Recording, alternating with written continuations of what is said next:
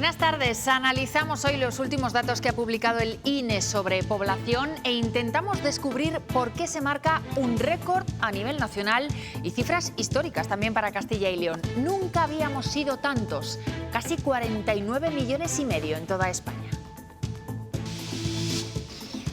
La población crece en todas las provincias de Castilla y León. Gracias a los habitantes extranjeros, su número se dispara por encima del 3%.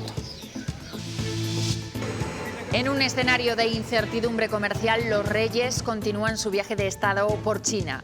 Nuestro país busca tener más peso empresarial allí. Repasaremos cómo es la relación entre ambas naciones y también qué es lo que más se exporta al país asiático.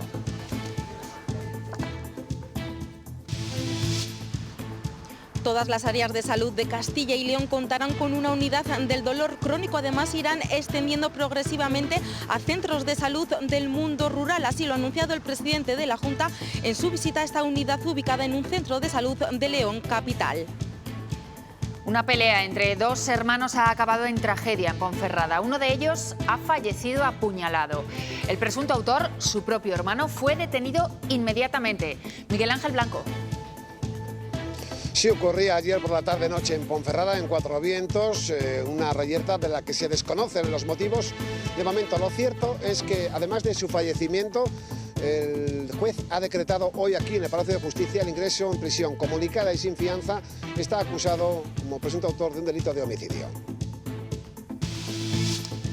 Seguimos conociendo al detalle las cuentas que plantea la Junta para el año que viene. Hoy se han desgranado las partidas de familia y de cultura y turismo. Inversiones para que nuestra comunidad atraiga visitantes o para mantener en buen estado el patrimonio. En el tiempo, atención a lo que nos espera mañana. Pocos cambios más bien en los cielos, pero bastante calor. Las máximas pueden incluso superar los 20 grados, algo poco habitual a mediados de noviembre.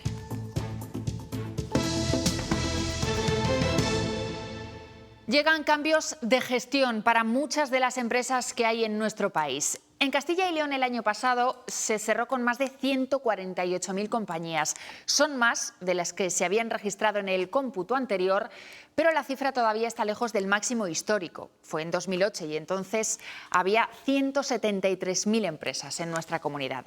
A partir de enero tendrán que trabajar con un nuevo sistema de facturas. Pero algunos de esos negocios se pueden librar. Los cambios no son para todos, como se había llegado a decir. Se presenta así. Verifactu es el nuevo modelo de facturación implantado por la agencia tributaria. Pero lo que ocurre es que esa implantación está dejando muchos quebraderos de cabeza. Hay mucho desconocimiento, ¿no?, por parte de las empresas y los autónomos. Es un cambio en metodología de trabajo a la hora de facturar. ¿Qué es? ¿Cómo funciona? ¿Qué implica? Preguntas que se repiten quienes facturan, porque el 1 de enero está a la vuelta de la esquina y esa es la primera fecha en la que este sistema comienza a ser obligatorio. Verifactu es el sistema de envío de las facturas a la agencia tributaria. Y por tanto, con su entrada en vigor, cada factura será registrada en tiempo real para controlar que no haya fraudes, porque ese es el objetivo principal. Y por eso, sea cual sea el software que se utilice, tiene que estar preparado para ese nuevo sistema, para Verifactu. Eso sí, obliga a empresas y autónomos que facturen. Y este es el matiz clave, facturar, porque no todas las empresas y autónomos lo hacen. Y si no se factura, de momento, se esquiva Verifactu. Aún así, el consejo... hablar con vuestro asesor. Porque aquí, como casi siempre que se hacen números, cada caso es distinto. No dejamos el ámbito empresarial porque los reyes, ahí los ven, han aterrizado en Pekín en su segundo día de viaje de Estado en China. Es una visita marcada en rojo para la economía española. En un escenario de incertidumbre comercial, nuestro país busca afianzar relaciones con el gigante asiático. Si queremos construir una relación económica sólida y duradera entre China y España, debemos hacerlo sobre la base de la confianza mutua, la apertura y la seguridad jurídica, donde el comercio y la inversión sigan siendo motores. El objetivo es establecer un marco bilateral de inversiones. Actualmente unas 600 empresas españolas están en China, pero también se busca que ese país invierta en el nuestro. Hoy hemos visto un ejemplo en Burgos. Representantes de una compañía china quieren levantar una empresa para distribuir maquinaria desde Castilla y León. Si se materializa, podría generar miles de puestos de trabajo. El otro gran punto de negociación está en las exportaciones. Actualmente España está en un déficit comercial con China. Es decir, se importa mucho más de lo que se envía allí. Aún así, más de 9.000 empresas españolas han exportado a Pekín en el último año. El mercado chino muestra una alta demanda de productos españoles en diferentes sectores. Empezando por el alimentario, muestra especialmente interés en la carne de cerdo. De hecho, el 20% de las exportaciones son al gigante asiático. En el mismo ámbito también están interesados en el aceite de oliva, especialmente el virgen extra, y también en el vino. Pero también muestran demanda en otros sectores, como el farmacéutico o en algunos minerales.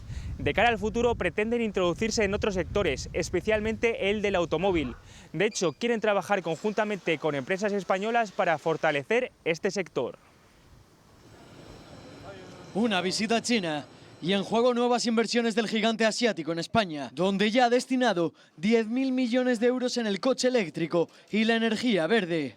Una cifra a la que, por cierto, habría que sumar los 5.000 millones que podrían llegar a Valladolid de la mano de Gotion y su gigafactoría de baterías. La relación entre España y China trae beneficios a ambas partes. Precisamente para evitar los aranceles que le ha puesto la Comisión Europea y Bruselas para producir dentro de la Unión Europea. Hasta el momento terminan aquí la fabricación y cuentan como vehículo comunitario. Y entre tanto, territorios como la Zona Franca de Barcelona recuperan la industria automovilística. Ebro ya ha incorporado al 75% de los empleados que se quedaron sin trabajo con el cierre de Nissan. Eso sí, ese acercamiento puede generar reticencias al otro lado del Pacífico. Ese es el riesgo, ¿no? Estamos en un mundo bipolar donde hay una confrontación económica entre Estados Unidos y China muy fuerte. La Unión Europea se ha posicionado del lado de Estados Unidos, pero evidentemente que ahora mismo hay varios proyectos de inversión de empresas chinas en España y lo que hay que hacer es atender a los chinos bien y darles el protocolo que merecen. En los primeros 6 meses del año, las inversiones chinas en España crecieron un 522% con respecto a 2024. Y escuchen esto, nunca antes habíamos sido tantos en España. Nuestro país ha alcanzado su récord de población, casi 49,5 millones de habitantes. Suben las cifras y lo hacen sobre todo por la población extranjera. En Castilla y León pasa lo mismo. Crece también este trimestre la población en Castilla y León, lo hacen 5.472 personas. El número total de habitantes de la comunidad supera los 2,4 millones de personas, pero lo hace fundamentalmente este crecimiento por el empuje de la población extranjera, porque de hecho el número de nacionales españoles desciende levemente, lo que se compensa en todas las provincias con ese incremento de extranjeros, más del 3%. Castilla y León es una de las 9 comunidades que crece por encima de la media nacional. Les decíamos que hoy queremos profundizar algo más en esos datos de población y que marcan un récord de habitantes en España. Así que a esta hora saludamos a Alejandro López González, doctor en Geografía Humana en la Universidad de León. Muy buenas tardes. Muy buenas tardes. Bueno, acabamos de ver las cifras del tercer trimestre de este año y demuestran que la población crece en todas las comunidades españolas. Datos que se ven empujados, lo decíamos, sobre todo por la población extranjera. Parece que es una tendencia que se mantiene, ¿no? Sí, se mantiene y posiblemente siga sosteniéndose en un futuro cercano, porque por el momento el motor de la inmigración, que es la demanda de mano de obra, sigue siendo más o menos siguiendo parámetros semejantes. La novedad es que esto se extiende como una mancha de aceite a todas las regiones, a todas las comunidades autónomas del país, claro. Entre ellas Castilla y León. En principio, en un país europeo, el hecho de que aumente la población parece una buena noticia, ¿no? Por ejemplo, de cara al mantenimiento del sistema de pensiones. No sé si considera que hay lugar entonces para el optimismo en este sentido. Bueno, el optimismo, yo suelo ser bastante cauto por estas cuestiones, por una razón muy sencilla, porque aquí tenemos dos bloques, un bloque, digamos, población nacional, población autóctona y población inmigrante extranjera. Llegan extranjeros, la mayoría en edad de trabajar, lo cual es un dato a tener en cuenta, considerar, valorar muy positivamente, pero sigue el problema de lo que ocurre con la dinámica de la población autóctona, que sigue siendo el grueso de la población, que en zonas como el noroeste español, entre está Castilla y León, pues sigue afectado un proceso de envejecimiento galopante y difícil de revertir. Y claro, la población extranjera seguirá llegando mientras siga habiendo, se sigan creando empleo. O sea, siga un ciclo alcista de la economía nacional. ¿Será sostenible? Posiblemente sí, o posiblemente en el corto plazo. Pero esto en un futuro más a largo no está tan claro, lógicamente. La economía tiende a funcionar con ciclos. Señor López, en una comunidad como la nuestra los habitantes también aumentan, pero hay zonas, lo comentábamos, que siguen despobladas. ¿Estos datos pueden mejorar el problema del desafío demográfico en nuestros pueblos? ¿Usted qué considera? Pues vistas las cifras y fijándome en el reparto provincial, me falta para saber el reparto por municipios, que es el que nos dirá si mejora o empeora. Mejorar no termino de verlo, porque si nos esperemos, cuando tengamos los datos, lo más seguro que esos crecimientos demográficos se concentren a las grandes ciudades o a las ciudades medias. Estamos pensando Valladolid, estamos pensando Burgos, Salamanca, o las capitales provinciales, y eso significa que en las zonas rurales, como no estén cerca de ejes de dinamismo, posiblemente sigan retrocediendo demográficamente en muchos casos. Y si tomamos no necesariamente un crecimiento. Sí, un crecimiento de la población se traduzca en que un crecimiento absoluto a nivel provincial, en que el reparto entre áreas rurales y áreas urbanas sea equivalente, ni mucho menos. Le quería preguntar por último, señor López, que si tomamos como referencia la serie histórica, no sé si es previsible que siga aumentando la población de aquí a los próximos años en nuestro país. Insisto en lo que hablaba al principio, a corto plazo, medio plazo, posiblemente sí. Y también puede unirse un último factor, que el envejecimiento general de la población pues sigue empujando, sigue inclinando a considerar el recibir más extranjeros. Lo interesante sería equilibrar también la población, digamos, autóctona, que empiece a revertirse las cifras y empiece a ver, digamos, la natalidad crezca, que por el momento tenemos sus índices de natalidad, que es lo que marca el crecimiento demográfico, bastante desfavorables. Pues Alejandro López González, doctor en Geografía Humana en la Universidad de León, muchas gracias por habernos atendido. Muchas gracias a ustedes por invitarme, muchas gracias.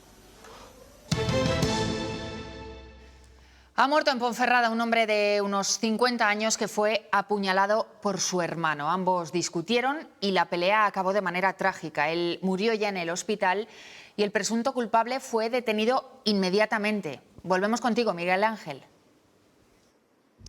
Sí, fue en la tarde-noche de ayer, 8 de la tarde, en Ponferrada, en la vivienda que ambos compartían. Por motivos que se desconocen, discutieron. Uno cogió un arma blanca, acuchilló a su hermano ante la gravedad de las lesiones. Intentó él mismo parar la sangre que salía de su cuerpo, pero vio que era imposible y alertó a los vecinos, que a su vez alertaron a los 112 que aparecieron en el domicilio con la policía. El joven fue trasladado al hospital El Bierzo, pero unas lesiones eran tan graves que lo tuvieron que derivar al hospital de León, donde ha fallecido. Mientras tanto, la Policía Nacional le llevó a sus dependencias. Hoy ha pasado por delante del juez, que ha decretado su ingreso en prisión comunicada y sin fianza. El fallecido tenía 51 años de edad.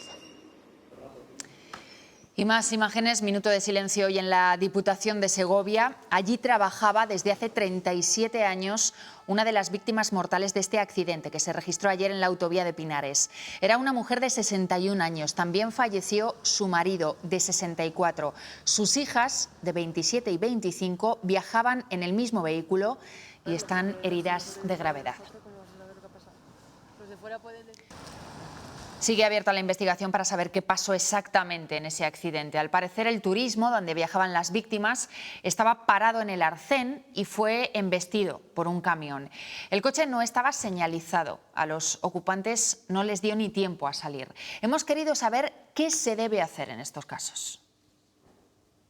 En las vías de alta capacidad hay que dejar los coches siempre en el arcén y, si es posible, fuera del arcén.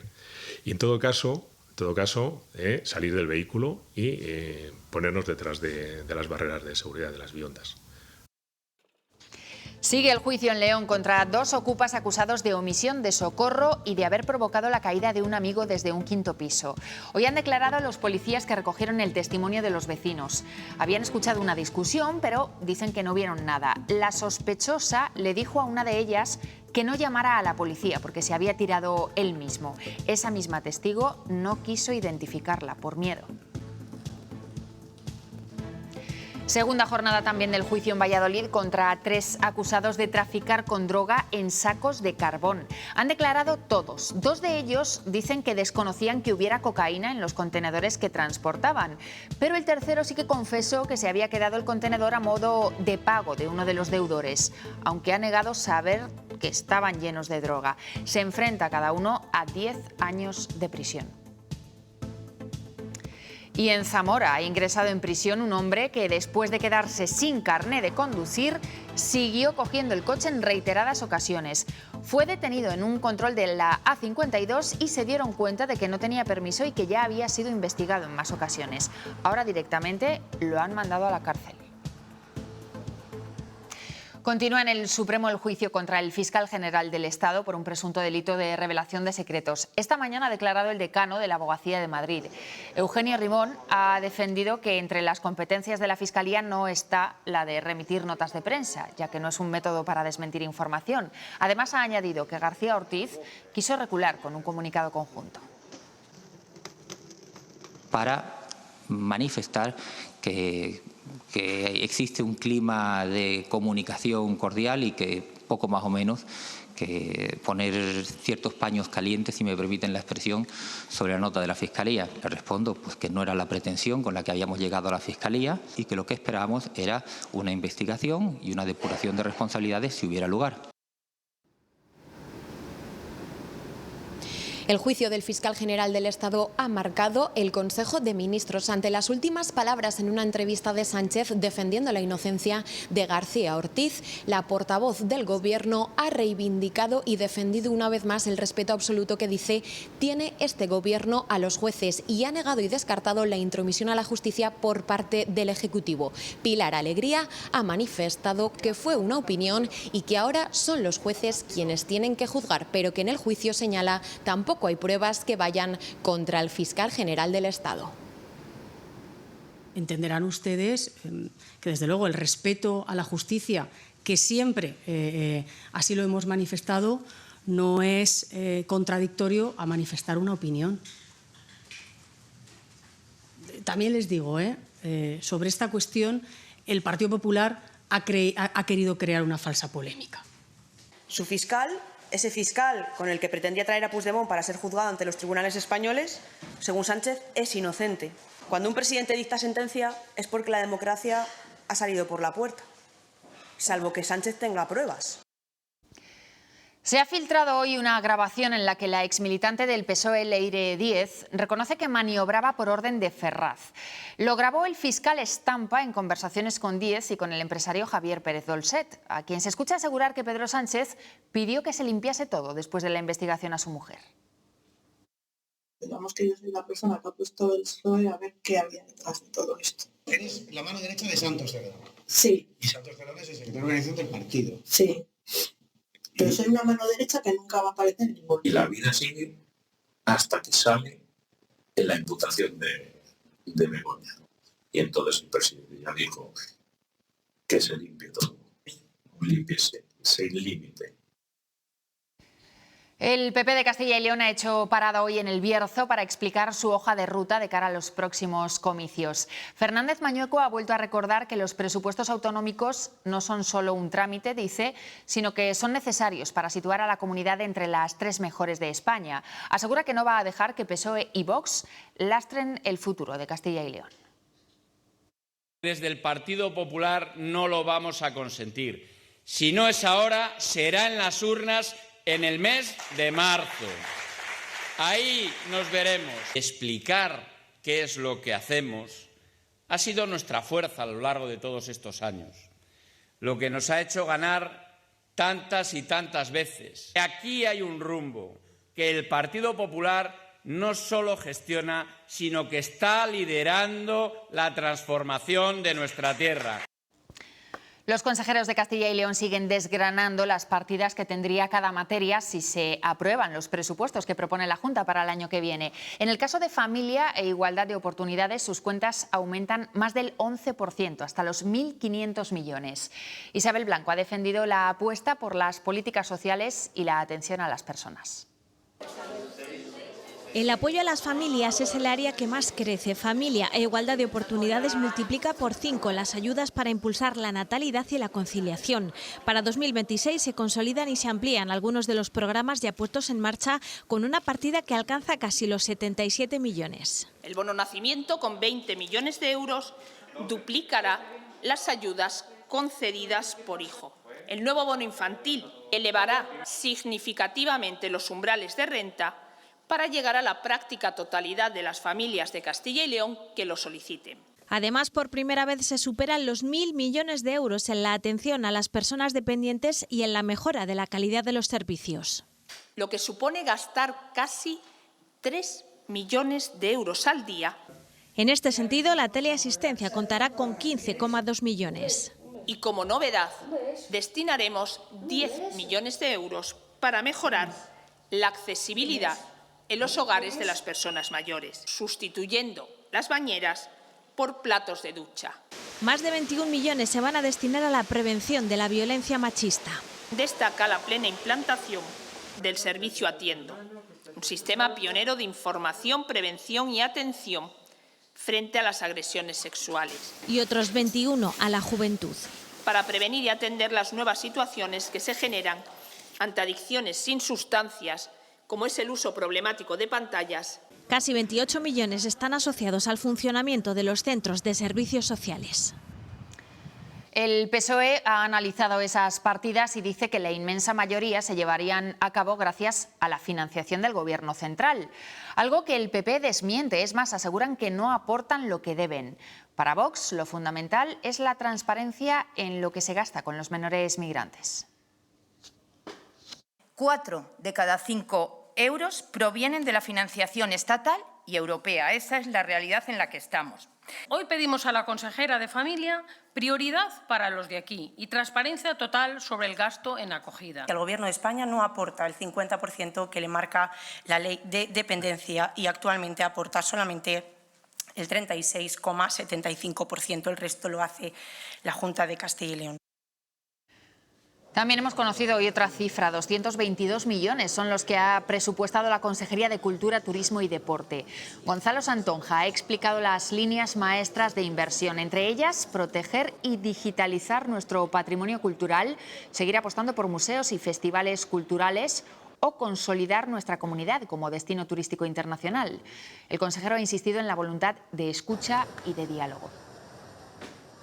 Y con una disposición, yo siempre insisto en ello y creo que todos ustedes son testigos, lo saben, de cooperación leal entre administraciones y con las entidades profesionales y, evidentemente, con cuantos habitamos en esta tierra. Ya saben que los presupuestos todavía no se han votado, pero hoy se confirma ya un paso que van a dar desde el PSOE de Castilla y León. Enmienda a la totalidad contra unas cuentas que tachan de infames y de cortina de humo. Descartan, eso sí, que los socialistas estén negociando con otras formaciones para tumbar los presupuestos. Cuando las cuentas son dañinas para la sociedad de Castilla y León, tenemos la obligación de hacer esa enmienda a la totalidad. Y a partir de ahí se sume quien quiera. Queremos, desde la UGT, que haya presupuestos en la comunidad y que tienen que realmente ser sociales, que ese incremento del gasto, que esa política fiscal tiene que llegar a la inmensa mayoría de los trabajadores. La Unión del Pueblo Leonés va a denunciar en la Fiscalía la contratación de conciertos que realizó la Junta el pasado 23 de abril, con motivo de la fiesta de Castilla y León. El gasto de 1,3 millones de euros está, según los leonesistas, inflado por encima del caché de los artistas. Quieren que la justicia aclare si hubo delitos de prevaricación o de malversación. Quienes han negociado esta ruina de contratos y deberán explicar a todos los leoneses y a todos los castellanos dónde se ha ido este dinero y por qué esta diferencia en las adjudicaciones con respecto de otras localidades que parece ser que son bastante más listas que la propia Junta. Más noticias. Este hombre que están viendo, Juan Francisco Pérez Llorca, es el candidato del Partido Popular para suceder a Carlos Mazón al frente de la Generalitat Valenciana. La decisión de Génova llega 8 días después del anuncio de la dimisión de Mazón. En los próximos días se convocará el pleno de investidura, en el que aún está por ver si Pérez Llorca recibe el apoyo de Vox. Y mientras Carlos Mazón resta importancia al hecho de que él estuviera o no al frente del operativo de emergencias durante la Dana del año pasado.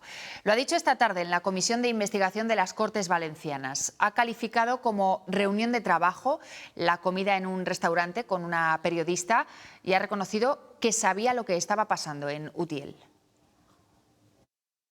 Nadie en su sano juicio puede pensar que la gestión de una emergencia dirigida por mandos operativos con más de 30 años de experiencia puede depender de si yo realizaba llamadas desde mi despacho, desde un restaurante, desde la calle o desde la India.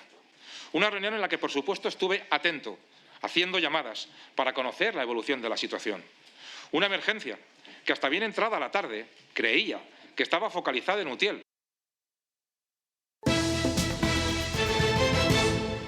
La unidad del dolor crónico de Castilla y León, pionera en España, busca que el paciente sea parte activa en el manejo de su dolencia y además se aborda de manera multidisciplinar. El objetivo ahora es que ese servicio se traslade también a los centros de salud de las zonas rurales. Este servicio es referente ya a nivel nacional, ofrecen una atención íntegra y sin fármacos a los pacientes. Está dando muy buenos resultados, por eso el presidente de la Junta ha anunciado que todas las áreas de salud de nuestra comunidad contarán con una unidad del dolor crónico. Además, se extenderá de forma progresiva a otros centros de salud del mundo rural. En nuestra comunidad, más del 20% de la población sufre esta patología. A María Luisa la unidad del dolor crónico le ha cambiado la vida. Ya vine aquí como un poco desahuciada de tratamientos varios. Ya veis que funciona y estoy muy agradecida por ello. Ella es una de las 6.000 pacientes que acuden a una de estas unidades repartidas por la comunidad, un servicio pionero en España que ofrece una atención integral y personalizada. Que lo que busca es que el paciente, como siempre, sea el centro de la atención y que se les ayude a superar el dolor y se les ayude a recuperar la calidad de vida.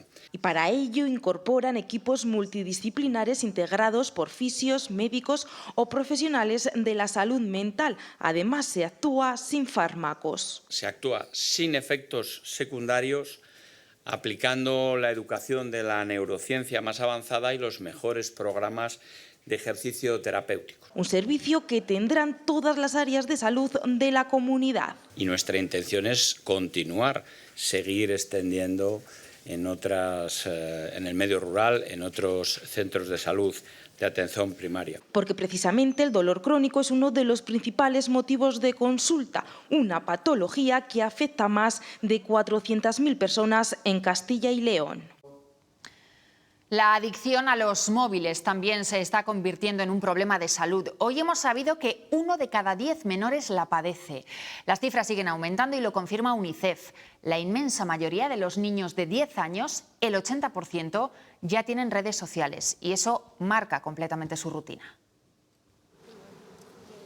A los 10 años, más del 40% de los niños y adolescentes ya tienen móvil propio, porcentaje que roza el 80% cuando los menores cumplen 12 años, según el último informe de UNICEF, donde también se ve reflejado que sus sitios online favoritos son las redes sociales. El 92% de los adolescentes están registrados en una red social. El 75% de los adolescentes están registrados en 3 o más redes sociales. Y a ellas le dedican gran parte de su tiempo, sobre todo durante los fines de semana. 1 de cada 3 adolescentes sufre control digital o vigilancia sobre su móvil por parte de su pareja. Más de la mitad de los encuestados comienzan a manifestar cierta necesidad de desconexión del entorno digital. Desde UNICEF insisten en la elaboración de una estrategia nacional que tenga en cuenta la opinión de los niños para garantizar su protección en el entorno digital.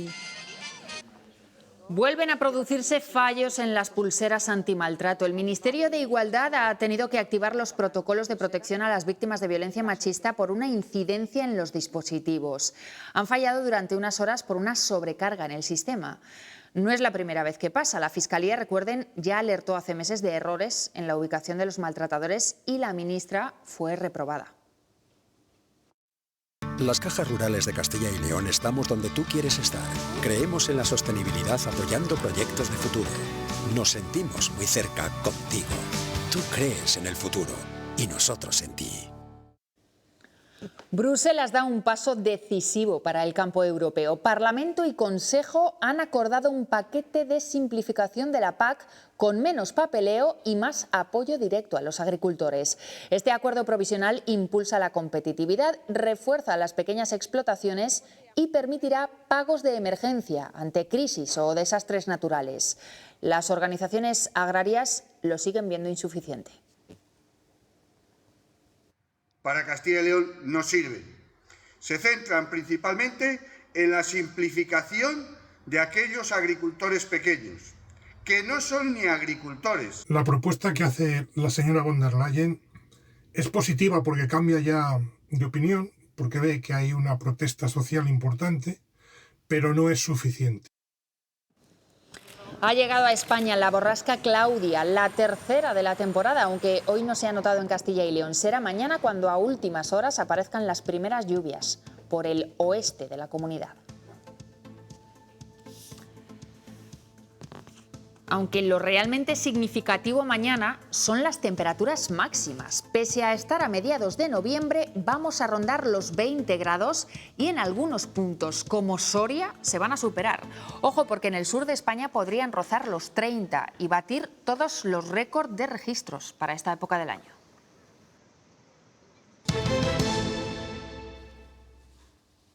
Tercera y última sesión de concurso de este Nacional de Pinchos aquí en esta cúpula del Milenio en Valladolid, con participación, entre otros, de 3 representantes de la comunidad, 2 llegados desde Salamanca y 1 de Valladolid, con sus pinchos. Escuchar un pincho de lechazo o axaca y la tapa milpa. Mañana es el turno de la participación mundial con el concurso mundial de la tapa de Valladolid. Aquí 16 chefs van a competir para hacerse con el trofeo global. Hasta mañana, última hora, no sabremos cuál es la mejor tapa del mundo y de España. En resumen, es un anillo de maíz crujiente que rellenamos de lechazo asado y guisado, y con un poquito de piñón garrapiñado, piña, etcétera. Y yo creo que ha ido bien. Nuestro pincho al final es un arroz con liebre que se hace, y a mí me recuerda mucho a lo que es la tableta de turrón, de chocolate Suchar. Entonces queríamos escuchar. Le hemos puesto unos villancicos, como habéis podido comprobar. Delante el jurado, detrás los cocineros. Uno a uno van preparando su pincho con sumo cuidado y concentración. Una vez en la boca, toca valorar. Para mí el sabor es lo que tiene que primar, después justamente la temperatura también en la que sirven el pincho. Lo importante, el gusto, muy importante, la estética y también el mensaje, ¿no?, que quieran transmitir con esa tapa, ¿no? Este año como que vuelven a orígenes, a sabores de siempre, a sabores puros. Los pinchos se sirven y el jurado escucha la explicación de sus creadores. Atiendes un poco a lo que te dicen, cómo comerlo para degustarlo como el cocinero quiere. Y después sí que las fotos también muchas veces para recordarte de, una vez llegas al final, claro, vuelves a recalcular porque porque tú una vez pruebas el primero, es injusto no saber lo que es el conjunto todo. Todo un lujo ver en directo su preparación, donde también se cuelan los nervios. Yo intento no verles tanto a los cocineros porque al final yo sé que es como una presión más si el jurado está encima tuyo. En cada bocado delicatessen no faltan la creatividad y la innovación. Hay trabajo, hay dedicación, ves que hay alma por detrás. Se crea tendencia, ¿no? Y ahora la dificultad es mantener el máximo de tiempo la tapa, ¿no? Tanto aquí como fuera. Desde Valladolid al resto del mundo.